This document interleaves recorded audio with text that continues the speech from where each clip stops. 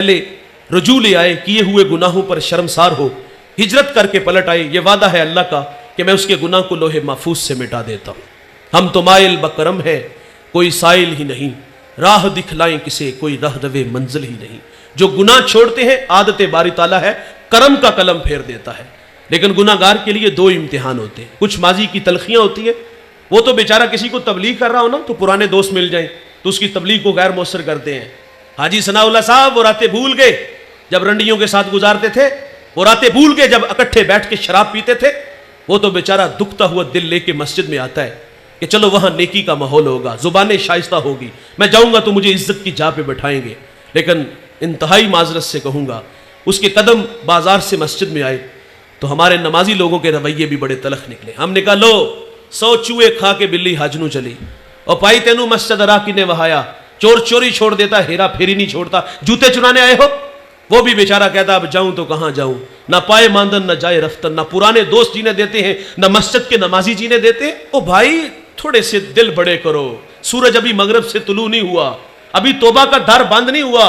वादा है अल्लाह का आने वाले को लिए माफी का ऐलान है। एक शख्स ने 20 साल अल्लाह की इबादत की और 20 साल उसके हुक्मों को तोड़ा। 40 साल उम्र हुई, आईने के सामने एक दिन आके खड़ा हुआ, दाढ़ी में कुछ सफेद बाल नजर आए तो रोने लगा। ये जो दाढ़ियों में सफेद बाल आते मौत की निशानी है। यादाश्त कमजोर होना शुरू हो जाए समझ लो कि मौत का वक्त करीब आ गया है। ये उठते जनाजे, ये फैली कब्रें, ये बिछे हुए सफे मातम, ये पैगामे मौत देते हैं। दाढ़ी में सफेद बाल आए तो रोने लगा और अर्ज करता मालिक 20 साल तेरी नाफरमानियों में गुजार दिए, अगर मैं लौट आऊं तो तू मेरे साथ क्या सलूक करेगा। गायब सी आवाज आई, तूने 20 साल मेरी इबादत की, मैंने तेरी इबादत को कबूल किया, फिर 20 साल मेरे हुक्मों को तोड़ा, मेरे राहों से दूर चला गया, मैंने तेरा इंतजार किया, तुझे मोहलत दी, आज तू 40 साल बाद आ गया है। आवाज आती है तेरा रब बड़ा रहीम है, तेरा रब बड़ा करीम है, मैंने तेरे माजी के सारे गुनाह माफ फरमा दिए हैं। भाईजान उसकी आदत है माफ करने की, ये आदत आप भी अपनाओ। गाफिल अगर आबिद बनता है, साजिद बनता है तो उसे इज्जत दो यार, मस्जिदों से धक्के दे के निकालो ना। मस्जिदों की हालतें आप लोगों के सामने, कितनी बड़ी बड़ी मस्जिदें हैं लेकिन वीरान पड़ी है। हमें तो खुश होना चाहिए था यार, इसकी पेशानी में सजदों का नूर आया है, इसकी आंखों पर हया के पहरे आए हैं, इसके कानों में कुरान के नगमे आए हैं, इसके लबों पर सोने मोहम्मद के तराने आए हैं। हमें तो जगह देनी चाहिए थी, लेकिन हमारे रवैये इतने तलख निकले कि वो फिर उन राहों से दूर चला गया। किसी को शर्मिंदा ना करो। मैं आपको मस्जिद से घरों का माहौल बताता हूं, हमारे घरों का माहौल भी बड़ा तलख है और वहां भी शर्मिंदगी का जो माहौल है मैं आप लोगों के सामने रखता हूं। और बिलखुसूस ये जो ससुराल का माशरा है, यकीन मानो ये तो इंतहाई जालिम माशरा है। मैंने कैम्ब्रिज यूनिवर्सिटी की एक रिसर्च पढ़ी है, वो कहते 60% बच्चियां ससुराली रवैयों की वजह से दुखी है। बहू से चीनी का कप टूट जाए ना तो सास कहती घर से लाई होती तो तुझे कदर होती, जो मां ने दिए हैं वो इस्तेमाल करो। किसी बात पे झगड़ा होना तो हम कहते हैं बुलाओ इसके पिछलों को, तड़ तड़ जुबान चलती है, ये सिखा के भेजा है। माना कि जो वो बड़ी लाडली थी, कुछ कमियां रह गई उसकी तरबियत में, लेकिन आपको किसी ने यह नहीं सिखाया कि घर में आए हुए मेहमान से बात किस लहजे में करते हैं।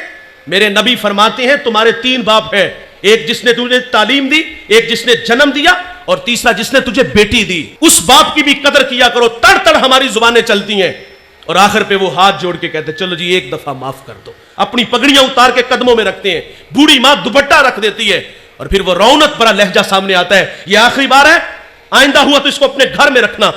और फिर वो बूढ़े अपनी बेटी के आगे भी हाथ जोड़ते हैं। बेटे सुर्ख जोड़ा पहन के आई थी, सफेद पहन के कब्रों में चली जाना। वो बेटी भी कहती है ये कैसे मां बाप है, पहले मैं रुसवा हुई फिर मेरे सामने इन्हें रुसवा किया गया।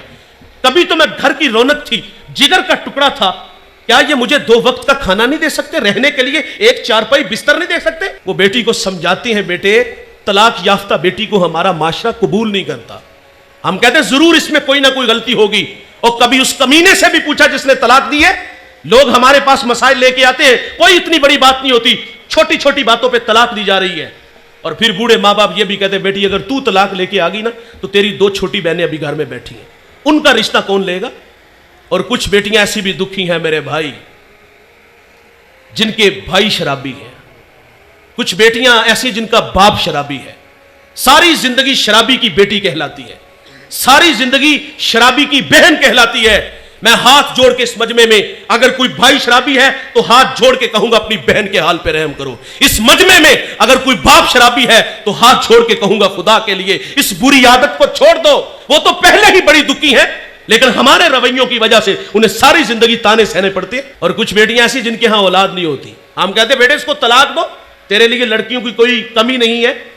اور یہ کوئی گڈی گڈے کا کھیل ہے بھائی, یہ ٹشو ہے جسے یوز کیا اور پھینک دیا. ہمارے گھروں میں بیٹیاں نہیں ہیں, یہ آزمائش ہماری بیٹی پہ بھی تو آ سکتی ہے. اور اگر صرف بیٹیاں ہونا تو ہم پھر بھی نہیں جینے دیتے. اللہ نے مجھے بیٹی دی, میں نے اللہ سے مانگ کے لی. ساتھ والے کمرے سے رونے کی آواز آئی تو میں نے اپنی ساسو ماں سے عرض کیا کہ دیکھیں خیریت ہے, ماں چل بسی یا بچے کو کچھ ہوا. وہ 2 لمحوں کے بعد واپس آئی تو آگے بتا دیجیے چوتھی بیٹی ہوئی ہے. او کیوں تقدیر سے الجھتے ہو یار, ہم تو ایک انگلی بھی نہیں بنا سکتے. وہ مالک ہے, کسی کو دے یا نہ دے, بیٹیاں دے بیٹے دے, یہ اس کی مرضی ہے.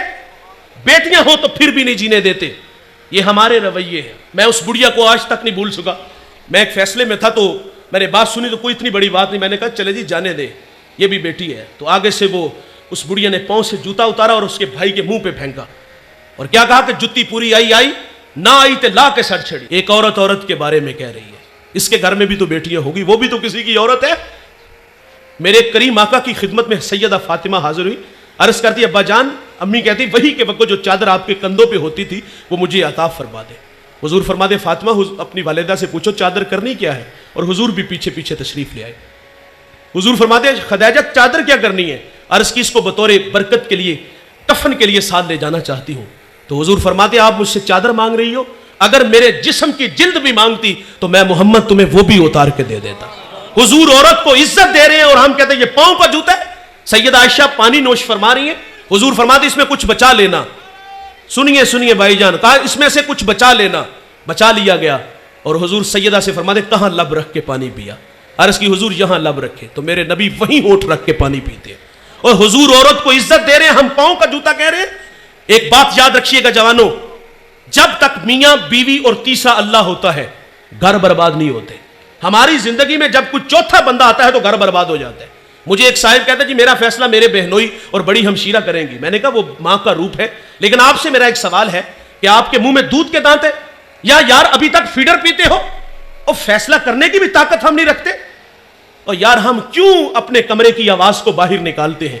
میرے نبی فرماتے تمہیں عورت کی اگر کچھ باتیں اچھی نہیں لگتی, کچھ اچھی ہیں, وہ دیکھ کر کے درگزر کر دیا کرو. لیکن ہم کٹہرے میں کھڑا کر کے رسوا کرتے ہیں. اپنے مزاج میں تھوڑی سی نرمی پیدا کرو. کسی نے حکیم لقمان سے کہا تھا کہ آپ نے لوگوں کا علاج کیا, شفا کیسے ملی؟ کہا میرے پاس 2 گڑیاں تھیں جس سے لوگوں کو فرق بڑا پڑا. کہا کون کون سی؟ کہا ایک محبت اور دوسری عزت. کسی نے کہا اگر فرق نہ پڑے تو فرمایا مقدار بڑھا دیا کرو.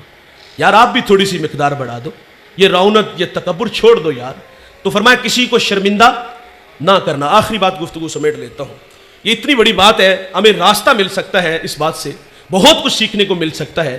رسول اللہ صلی اللہ علیہ وسلم کی اقتداء میں صحابہ نماز کے لیے کھڑے ہیں. ایک صحابی کی ہوا خارج ہو گئی, وہ اٹھ کے وضو خانے جانے لگے.